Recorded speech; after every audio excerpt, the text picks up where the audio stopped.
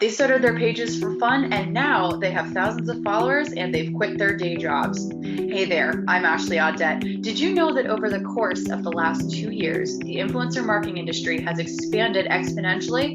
In 2017, the industry was worth only $2 billion. By 2020, it's set to reach $10 billion.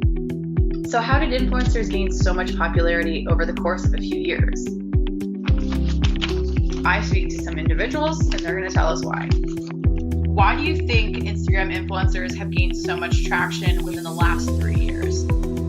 So I guess the best way to start that off is Instagram itself gaining traction over the last 3 years. I think there's a lot of reasons for Instagram that's really kind of gone that way.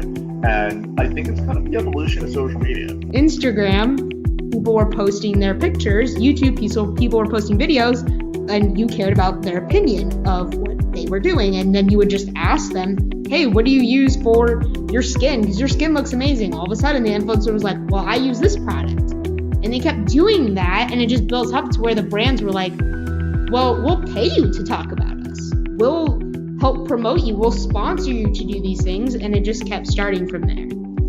Well, I mean, part of it is just a youth-driven market.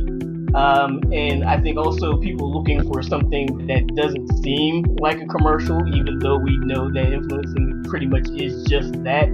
But I think it got off because there were initially so few guidelines and rules about it before the FTC stepped in and sort of said, hey, you have to mark out when you're doing advertising. So it just seemed like you were having this natural conversation or getting glimpses into lives of people whom you already liked. That suddenly allowed them to sort of begin grow in popularity. Why do you think influencers have gained so much popularity within the last 3 years? I think obviously it has to do with the popularity of the platforms themselves. Specifically, Instagram has grown as working in social media year over year. So I think the amount of users, and I also think it has to do with the age of the users. A lot of the young millennials and the Gen Z have found themselves on Instagram, which I think has grown the influencer appeal both on the influencer and the customer side. I think part of it is because they seem organic. I think much of the appeal of the influencers is that they seem like you and me.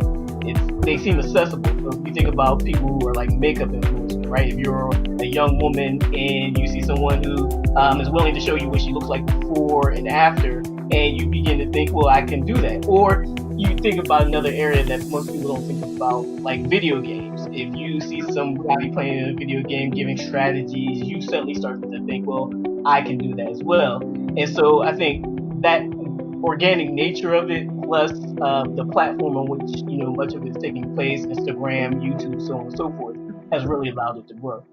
Did I start my brand and when? So I actually started a wine blog called Our Vine Time. I started it a little bit over a year ago at this point, and I started it because I realized that on Instagram there was a lot of influencers that were posting, and they were all sommeliers and they were very serious about it. And honestly, I just wanted to create a community of people that talked about wine, that kind of gave like the best wine restaurants where you can find a great wine list, or that a great wine bar that has awesome foods to pair with wine, but also the wineries in Connecticut and New York and Massachusetts. This was sounding great. I wanted to make it more fun and approachable, that shared like recipes that cook with wine, the places you should go, and just all around like why wine is so great. So for me, that's why I started it. The reason why influencers are so popular, especially in recent years, is because people relate to them. And people also want to be like them. So people kind of model themselves after who they want to emulate. And that's no different for someone that's, seeing someone's profile online for the first time. Sometimes people get user envy where they see that person that's always on vacation and they want to be just like that person, or they want to visit somewhere and then they see this person went there and they'll take their recommendation and go visit that same place. Now, whether they have a good experience there or not, really up to, if the influencer is being honest with their followers.